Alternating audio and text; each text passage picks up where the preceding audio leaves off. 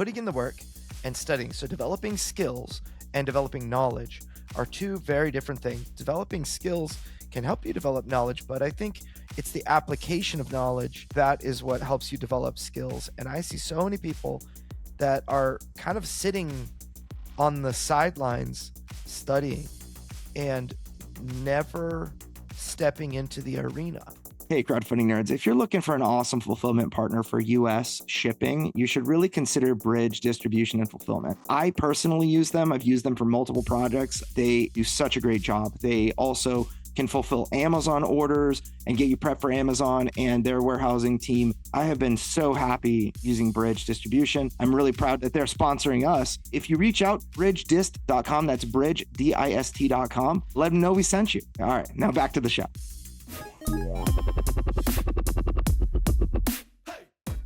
Hey, everybody, and welcome to another awesome episode of Crowdfunding Nerds. I am your host, Andrew Lowen, and I am joined, as always, by Sean. And oh my goodness, we have sort of a new format. I'm excited about it. We've upgraded. Yeah, so we've got new podcast editors. You know, if you guys are watching on video, you can see that my screen is much higher quality. Probably, hopefully, hear that my voice is higher quality. Sean and I are both tryharding, and you know, in the weeks to come, we'll get some additional upgrades and whatnot. But yeah, we're committing more to this podcast and investing more into it, and it was high time to upgrade our equipment, and so here we are. I think Sean still has his 240p camera or whatever, but I have my nice fancy one, so you could see like every line and wrinkle. We can see on my nostril face. hairs. Yeah, that's right. So today, you know, we wanted to talk about just, I was thinking about creating a podcast really quick for our new editors to just have, you know, a first attempt at a new podcast format. And I thought, you know, why not just do a general marketing advice and why podcast that is like, you should do these things. If I were to give somebody advice for the very first time and say, you need to do this, that, and the other, this is what I will give. But I think the important thing is the why behind what advice we give. So let's just jump into it. I came up with a couple of ideas, and you came up with a couple of ideas. What were yours? Yeah, so some of the topics that we had discussed on covering, which we'll go through them. We have about 7 topics here. So number 1, you need to build and nurture an email list.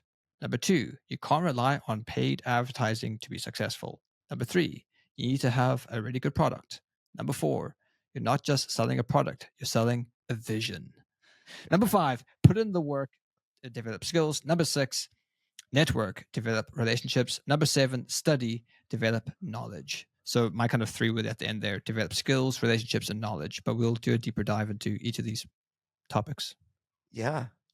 So let's start out with number 1. You need to build and nurture an email list. I know this is sometimes, you know, there are multiple schools of thought on this. I land squarely on building and nurturing an email list. I think the email list is the most valuable asset that you will create as a company. If you are crowdfunding and you know, we talk a lot about tabletop, it is super duper important at all stages of your company's development that you have an email list. There are a number of reasons for this, but some alternatives that people will say, oh, I'm looking for Kickstarter followers or Game Found followers. I don't need an email list because we have our social media and, you know, our followers get all our updates and that kind of thing. There are so many companies that I've seen rise and fall, and many of them, some of them that have crashed the biggest, just they put so much emphasis on their Kickstarter campaigns and updates and not very much emphasis on selling the actual product post campaign. So, you know, that can work if you build an audience and you have a very successful Kickstarter. But when you operate your business on having successful Kickstarters, one that is not successful, or if you overextend yourself and you need to have successful Kickstarters just to survive, you realize you've built your business the wrong way, you know, but it's far too late.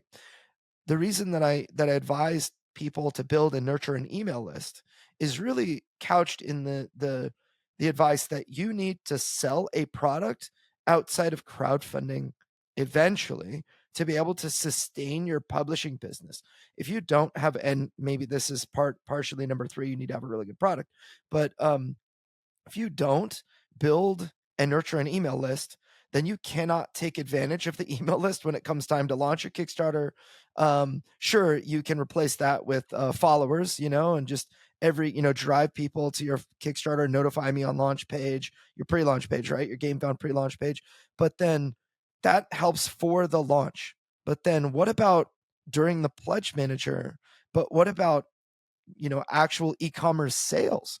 There are a lot of people that will subscribe to your email list that will not back your Kickstarter, but will, for whatever reason, maybe they don't have enough money, they don't have, it's the wrong timing or whatever. Maybe they didn't get to do enough research to figure out if the game is right for them, but they will purchase later after you have gone and delivered the product. So that is your Kickstarter followers or your GameFound followers. They're not going to be paying attention like email followers. And this is pretty clear on the numbers to me as far as like open rates and other things like that. The point, you need to build and nurture an email list. I think it's, email is the one thing that has been consistent in the rise and fall of every social media platform, from MySpace to Facebook to TikTok, whatever. I mean, the email is something that everybody has an email list. If you've got a social media account, then you likely have an email tied to it. It really comes down to owning your audience, because if Facebook owns your audience, well, Facebook can change. And we're probably going to do a deeper dive into some of the changes happening on Facebook, which are a bit troubling that publishers need to be aware of. But ultimately, you need to own your audience. And then the other thing which we've seen with publishers that focus only on Kickstarter followers or GameFound followers is that if they launch and fail to fund, or if they want to relaunch, well, then they've sunk everything into that particular campaign. They spent all their ad spend in building up those followers, and there's no real way to kind of leverage that for the relaunch. So also, if you built an email list, you could just email people, say, hey, we're going to relaunch because we need to tweak some things or whatever. Whilst if it's only in on that Kickstarter project, if you fail to fund or if you want to relaunch, you're kind of locked into that particular campaign, which isn't ideal. So even as a contingency, you should always really be capturing emails. Even if you're an established company, I think it's always worthwhile to capture emails. What we tend to do is we direct people to an email capture page, then we redirect to the Kickstarter page or GameFound page where they can follow. So that way you get the best of both worlds. You're getting the email and you're getting the follower, and that's ideally what you want to do. Hey folks, this episode is brought to you by Hero Time Manufacturing. That is Hero Time, the numeral 1.com. Hirsch Gleck has been a regular on our podcast. We highly recommend his services. He is a man of integrity. Hero Time, they can make anything. They've got competitive pricing, and they even do game prototypes. So make sure to check out Hero Time, numeral 1.com. A link is in the show notes. And if you use the code Crowdfunding Nerds 101, you can get a 3% discount on your production through them. Let's get back into the episode. Let's get into number 2. You can't rely on only paying for ads to be successful. There's not enough money in the world. Yeah. We covered a couple of weeks ago the game Megabonk, and how, Asmongold talked about it a little bit and said one thing that really stuck with me was a good game only really needs a little bit of advertising to be successful, but a bad game, you can't spend enough on it. There's nothing that you can do to get a bad game to go viral. Though companies try. I mean, companies have spent in video game industry hundreds of millions of dollars on games that had an active player base of like under 2,000. And I mean, it's such, like, we have seen such flops in video games. I feel like a lot of these companies are like, we're going to build the game we want, and then we're going to force feed it down people's throats through advertising. And because we have a big name and we've done other great games, they're going to just buy in like they always do. But people are fickle nowadays. I mean, they have a lot of different products that they might have on the shelf. Like, I've got a bunch of games on my shelf on the other side of my office that I haven't yet played.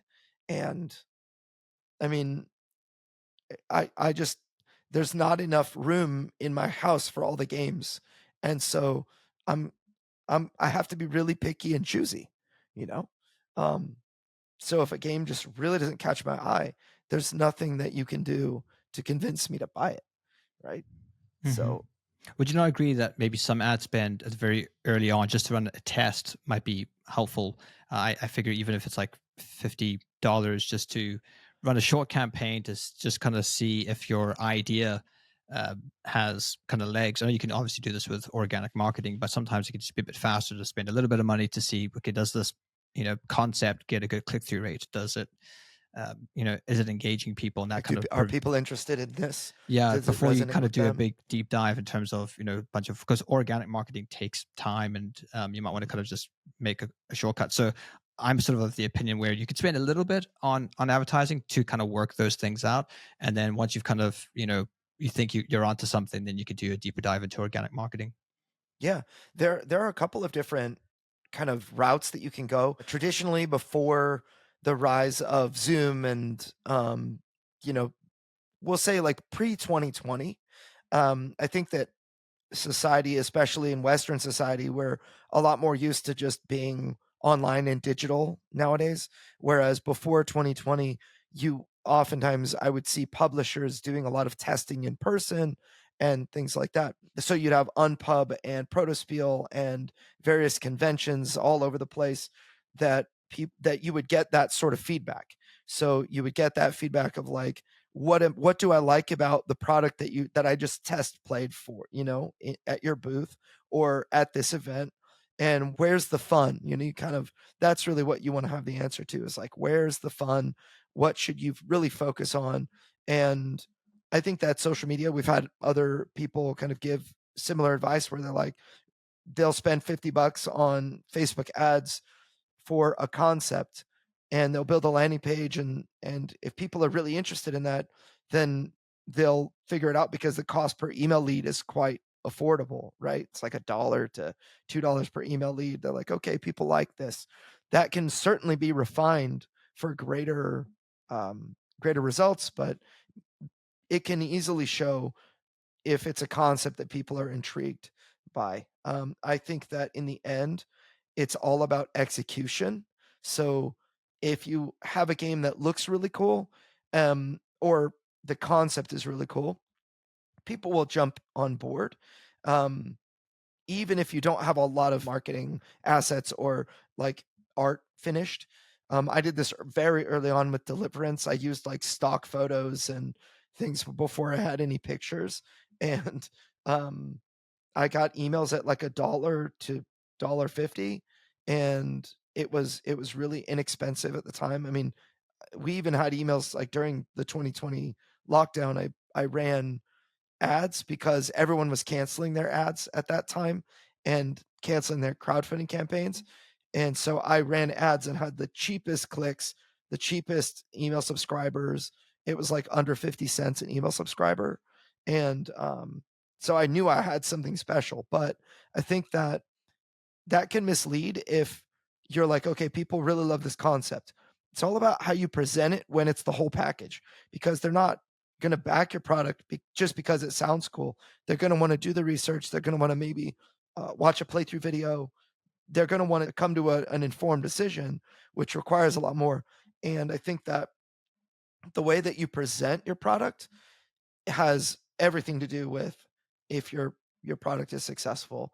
And I think that the way you explain it with the playthrough videos and the reviews and what's special about it, what stands out, from what's innovative, that type of thing, you really aren't going to learn, other than, is the theme interesting? Is like the general idea of what I think you're going to be doing interesting? You should also have behind that, before you spend ads, I think you should have like a core game system as well. Like, what's going to be innovative about this, right? So, because Yes, I I think suppose. execution is, yeah. So moving on to point three, I suppose you need to have a really good product. And I think the thing which starts off that good product is the theme. I think, you could have a great game mechanically, but if the theme is a bit dull, it's really the theme is going to excite people and get people interested in the game. But it's like the first step, and then they'll get deeper and deeper and deeper into the world you're creating.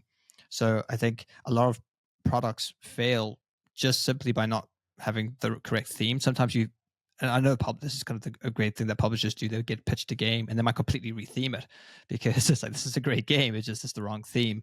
And we've seen great success with multiple titles that have really niched down into a theme that is unexplored. So I think there's lots of room there in terms of developing a product that people enjoy just with a really unique theme. Yeah, I think that for me, the theme is like the easiest piece of the puzzle to kind of latch onto as a marketer, because I will oftentimes, that's where the audience comes from. If it's some post-apocalyptic thriller, then I know I can get people that are interested in Resident Evil. I know I can get people that are interested in, I don't know, Jason Bourne or whatever. And it makes quick sense to me. But there are many very successful games that have a dry theme that just are executed really, really well. Those games, there are names that are very well known, like Uwe Rosenberg, Vlada Shavatil, Eric Lang, that are well known people. And Eric Lang he worked for Simon for a really long time, and a lot of his designs came out through Kickstarter. But the guy that did Pandemic, like Rob Davio and Matt Leacock. Matt Leacock, yeah. There are really, really impressive designers. Christian Peterson, who did like, all the Fantasy Flight games. He was kind of the head of Fantasy Flight games, did Twilight Imperium. These people made their money outside of crowdfunding. And I oftentimes, when I see those big names that are clearly very successful designers, like Richard Garfield is another one, Magic the Gathering, biggest game on the planet, I think. Maybe D&D is close, I don't know. But these people, when they put their name behind a game on a crowdfunding platform, it's not an immediate $1 million game. Even though it may sell millions of dollars afterward, oftentimes the name of the star designer isn't gonna push it over the edge if the theme is dry, if how you're presenting it is not really dialed in. People want to be tantalized. And I think this is really kind of leans into number 4, is like, you're not just selling a product, you're selling a vision. You're selling like an idea, a movement, like all of this. And so I think a lot of people that, I've seen a lot of games with big designers behind it. Or a lot of Kickstarter campaigns, they'll have 3 games by this one really good person. It's like they are related somehow, maybe mechanically related, but it's like, you're trying to sell me 3 things. Just make one really good thing and sell me the one really good thing. And so I think that the vision, if it's not super duper clear as to why I would be interested in this one product, because I'm not interested in just loading my shelves with games. Like, I already have a lot of games. So a lot of veteran crowdfunding backers also have a lot of games, and they're not just gonna, why stop at 3? Why not put 12 games in your crowdfunding campaign? Extreme value, 12 games for the price of 5 or whatever. It's like, it just starts to become a little absurd. And so I think the vision for one product, tell me how this one product is incredible, and spend the time on your crowdfunding page to really feature the one product. If I have to learn about one, but there are 3, then any one of those 3 products can actually turn me off of the whole campaign. It's like, well, I need to buy the bundle of 3 because it's the best value by far. But if I'm not interested in one of the games, or the theme doesn't speak to me or whatever, then I probably wouldn't back the campaign, and so you actually have more opportunity to lose me the more that you try to kind of stuff in there. So I think that you need to have a good product, and you really need to feature that product, figure out what's amazing about that. And I think that that's kind of how you earn buy-in. So like the why. As a backer, I want to know all about the one thing why the one thing is incredible, so that, I may want that on my shelf. I may want to share that experience with someone else. But if I don't know, if I can't understand the vision, and I'm harping on this three games in one Kickstarter thing, because it's like really easy to beat up on. You should never do that. Um, it feels like it's just an easy way to lose me as a creator. Um, so, a lot of really great games will come out, and when they hit retail, the fans themselves will share what they like about the product, and that will cause the product to go viral. So many times, a game like, for example, Cards Against Humanity they couldn't even make $15,000 for the first Kickstarter, and it's sold, tens of millions of dollars since it launched. But that's because the fans themselves shared what they loved about it. And there are a million, or a bunch of Cards Against Humanity clones out there of all different kinds. But I feel like the fans are the one that give the vision to others when the game is good, but the publisher didn't do a great job communicating that vision clearly. It's hard to latch on to, right? Yeah, and I think it comes down the idea of this vision also kind of plays into the theme, because you really need to try to develop a product. So let's say Deliverance as an example, your angel versus demon slaying game. Is it you have someone like in mind, and maybe people who like Diablo will like this because it has angels and demons battling, but there are people who also like board games like this. So you have two audiences, but then you have the third, which is people who like Diablo and board games who like this. Yeah. So that's the goal, is to create a game because of its theme. Even non-board gamers will be interested in it, board gamers will be interested in it, and then hopefully both of those kind of two things interconnecting would also be into it. So I think that's helpful in terms of building that vision, having these kind of three different buckets of people. And I think the easier it is for you to identify who those people are and those buckets, the better. I think this is one reason why we tend not to see apps incorporated into board games or video games incorporated into board games do very well, because there's too many buckets. You start fragmenting the clarity of that vision, because you're going to get people who just want a board game or just want a video game. And it can, having that kind of hybrid, is people are going to say, well, this should just be a video game, or some people say, hey, this should just be a board game. It's very difficult to make that work well. But if you have a very clear separation, particularly with the mechanics of a board game and then the theme, you can then tap into these different demographics of people, and that is going to help your marketing overall. Yeah, and what you're talking about is like you're not talking about like taking a video game IP and bringing it into a board game format. What you're talking about is actually using multiple types of technology, analog and digital technology together. They do tend to, a lot of the time, a lot of tables that I play at will are not friendly towards cell phones, just because they distract and make the game less interesting, and everything like that. So I think that certain games, like, I have some on my shelf, like Chronicles of Crime, does a really good job with integrating technology into the app. Lord of the Rings: Journeys of Middle Earth is another one that does a really good job with that. But I think those are rather few and far between. Um, and those companies that like the Chronicles of Crime, or the Lord of the Rings: Journeys of Middle Earth, they both have multiple types of games that use the exact same app system, and it becomes it in it of itself becomes the center of innovation. It's like you're going to use your phone, but it's for a particular purpose. And like Journeys of Middle Earth, they use the same system for Mansions of Madness. That becomes innovation, but I think that is the exception rather than the rule. If you add in more elements, you have to explain more to me so that I can understand it.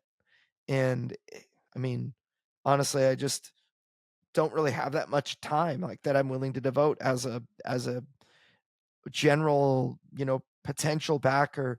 Unless I'm super into what it is that you're sharing, then I it's hard for me. It's hard to like get people on board, which is why I think the email list is so valuable.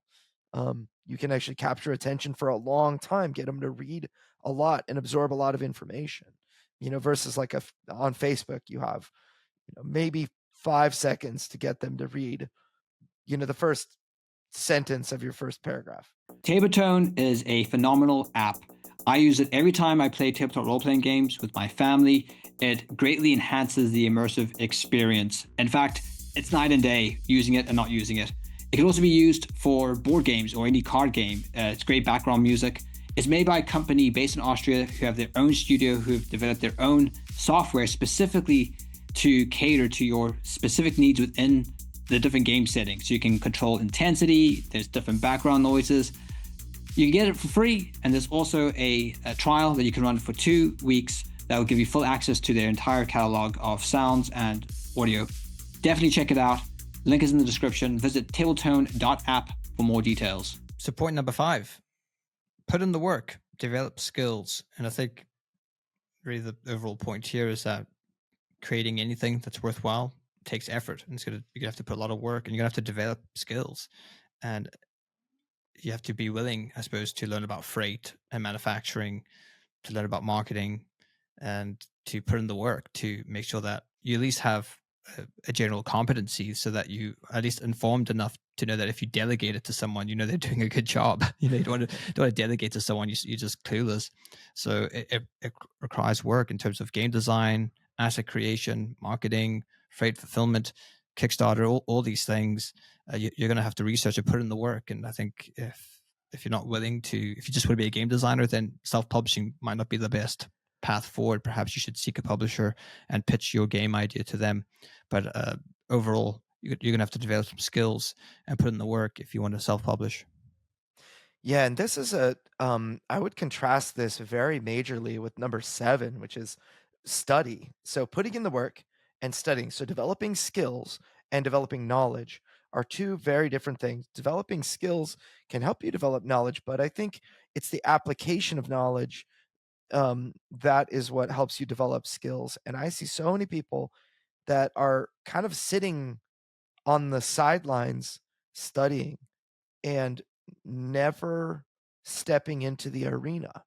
There are a lot of reasons that stepping into the arena and putting in the work is scary. The prospect of failure is scary. The prospect of people not liking what it is that you have made is scary. And, the time requirement and a bunch of other stuff. But putting in the work is so necessary in all aspects. You will never become an expert by like reading or by asking ChatGPT or by trying to have other people think for you. You'll never become good enough. You'll never gain competence in something to the level that you need to in order to be successful if you fail to put in the work. So, it doesn't mean that studying isn't also putting in work. I think that it's really important to develop your knowledge, but to kind of emphasize what does putting in work look like? If you're like a tabletop, publisher, what does that actually look like?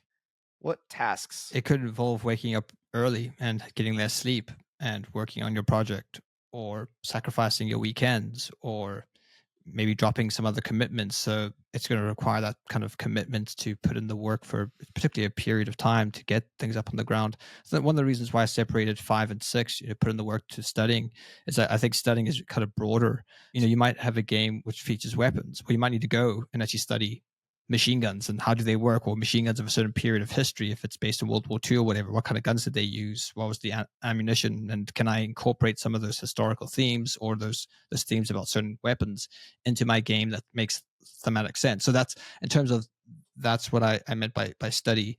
I think that it's important to kind of develop a breadth of knowledge. And then at this point, anything you kind of encounter can start informing your game design, game decisions. You could be walking through the park and you could just observe nature, and then that might inspire something that you can put into game design. Or you went to a theme park and you had a certain experience. It's like, I want to kind of recapture that somehow in my game design. So, and maybe the word study or develop knowledge, it might be a better idea to become more perceptive or become more aware of what's around you and how it can be incorporated into your game design. Yeah. I think research and development, maybe study, you could say like research and develop your ideas. It could be, maybe synonymous, but as far as putting in the work, I think devoting an amount of time is really important. Setting aside time and being very purposeful with how you spend it is is productive work. So what I think of when, put in the work, I think result producing activities. So I need to focus and complete result producing activities to move the ball forward and get me to where I want to go.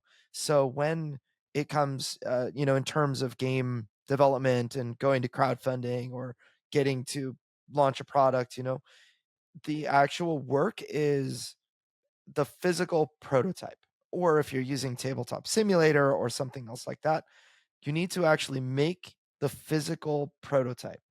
And early on, when you're just you're just early into game development, you're kind of testing out ideas and seeing, is this fun, or what's fun about this, how can I make this fun, um I think that it's sometimes people spend a really really long time on that first prototype. So to give tangible example, when I first started creating games back in 2016, it took me almost 6 months to create a prototype for Deliverance. um when it came time to do that for the next, like, kind of franchise type game that I'm working on, Angelcraft, it's it took me 1 week.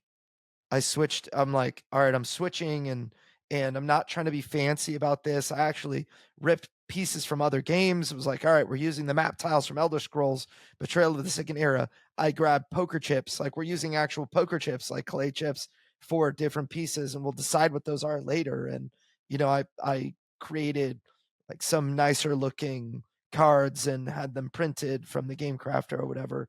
But it was much faster, and it was like perfect, I think, is the enemy of good in a lot of cases, where if you just make something good enough, you really don't want something to be like amazing looking. Your prototype is something that you're going to tear apart quickly, and it's probably not even going to work. So if you spend, like I spent 6 months on my first game, we didn't even finish the first game. I just was kind of romanticized the idea of getting this thing that's going to be amazing the first time I create it, but I think that putting in the work means trying to force failure, you know as quickly as possible. So, your game, unless you're I mean, I think Codenames was a game that just the very first iteration was kind of, it was done.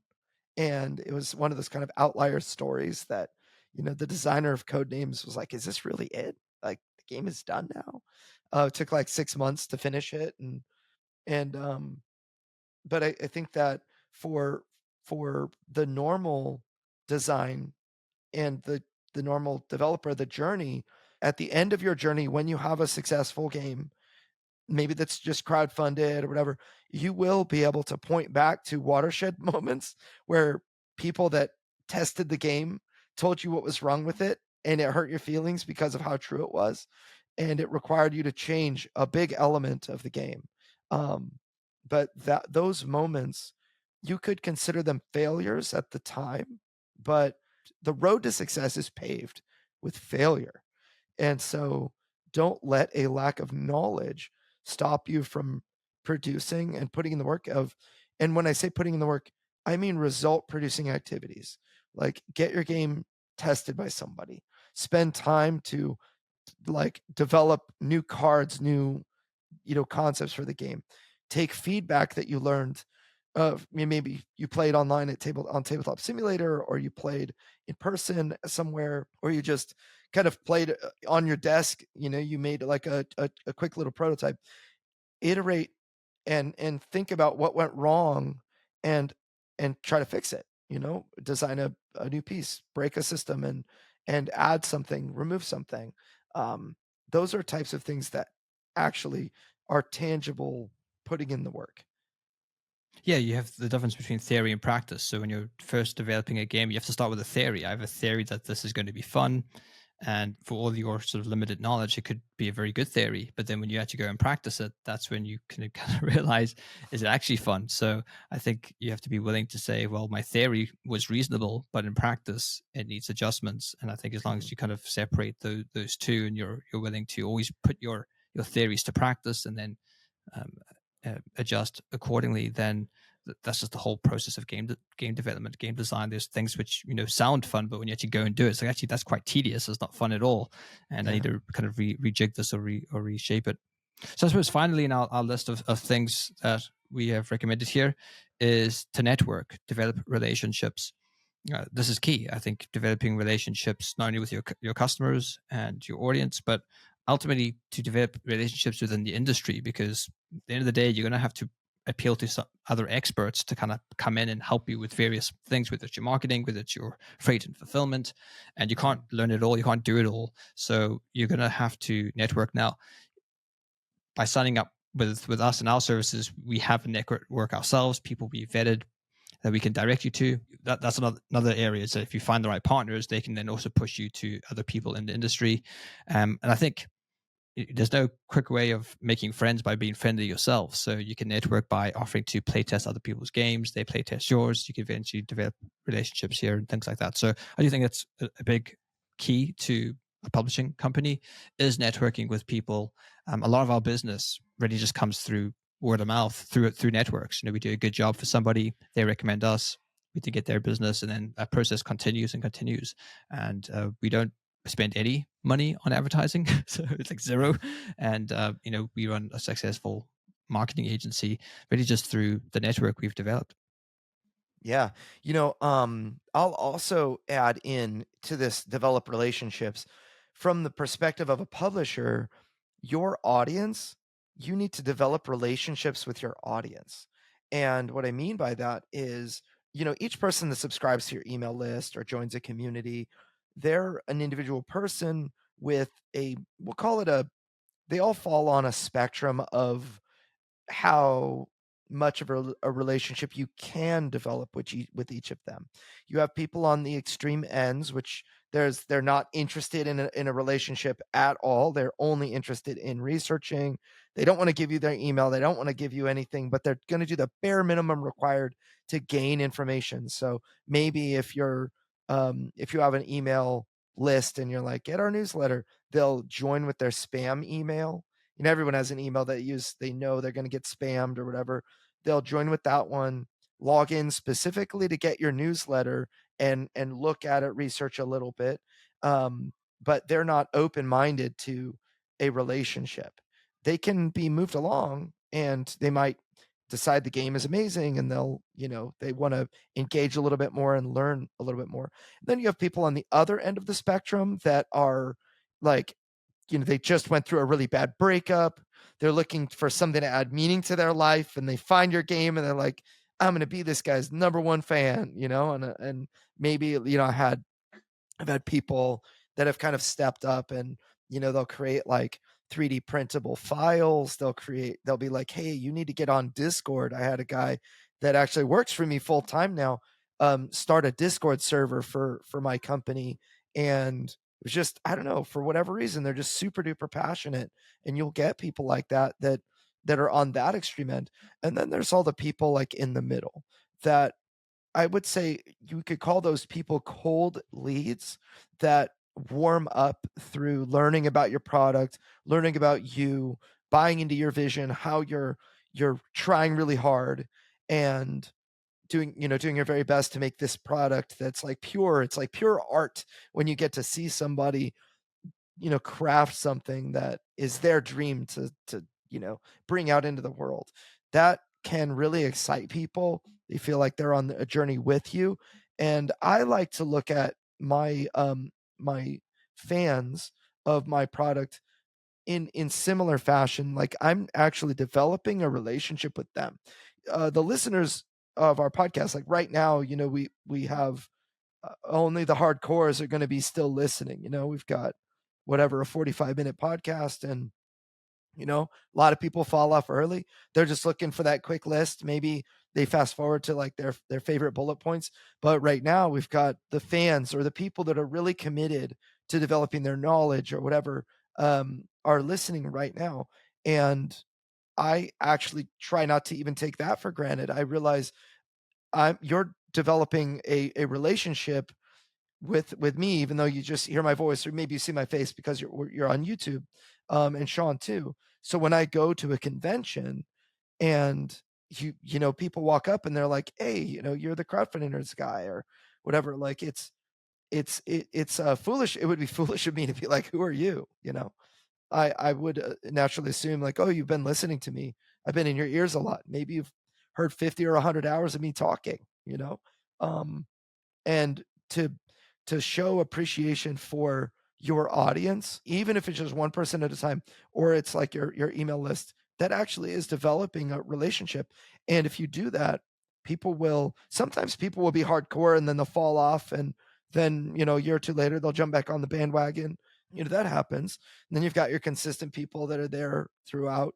But I think that there's always a life cycle to the relationship that people are able to kind of put forth. A lot of people listen to us, like in our marketing podcast, when they're 6 months out from a crowdfunding campaign, or when they know all of a sudden they're like, now I need to figure out marketing. They binge watch like 50 episodes or binge listen, that many episodes.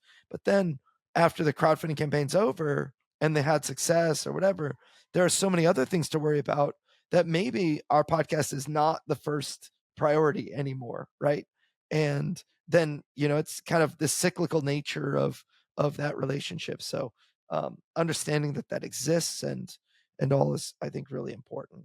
And that's one of the reasons that I think, kind of going back to the very beginning, where when I gave the advice that you need to build and nurture an email list, what I'm really also saying is that you need to build and nurture relationships with the subscribers on your email list, because they're going to be super excited and spread the word about your company and about your product, and get more people to back your campaign or whatever, or jump on your email list, as a result. But then those people are going to play your game 100 times and then be off to the next thing. Like, they're not going to be your hardcore fan forever. They might say, oh, Deliverance, I love that game, that's so amazing. And they might not have played it in 2 years because they played through the game. They played the campaign twice. They played the skirmish missions a bunch. They did all the scenarios. And now they just are, kind of on to new things, right? It's not like you play one game forever unless you're a Magic player. But that kind of thing. So do you have any thoughts on that? Like, the relationships. How about you, Sean? What kind of backer are you? Are you open to developing relationships with publishers? For Deliverance or just in general? No, just in general. Like, how do you interact with the companies that you're fans of, or the products you're fans of? I'm probably quite distant, just because there's a lot on my plate in terms of work, and kid, have very small children. So being able to dedicate any significant amount of time to anything outside of those kind of key things is challenging.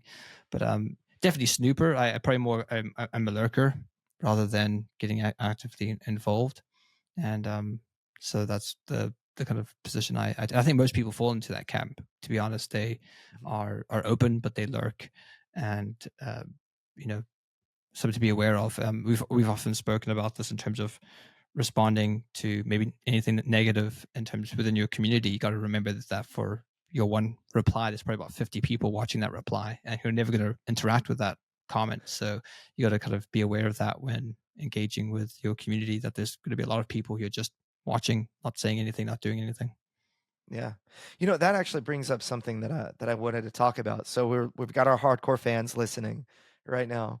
And so we've traditionally like ended our episodes with Robot Richard, and I always thought that was funny because Richard was on with us for the first like roughly 150 episodes of our podcast, and he still works at our company, but he doesn't do the podcast anymore.